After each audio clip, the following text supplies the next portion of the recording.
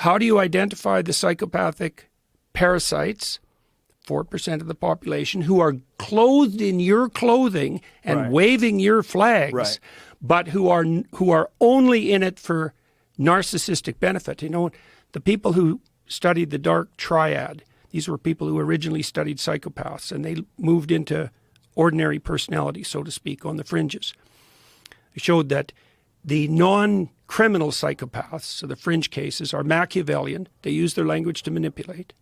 They're narcissistic. They want unearned reputation. That's what a narcissist wants. And they're psychopathic, which makes them predators or parasites. Okay, that's pretty bad, those three things.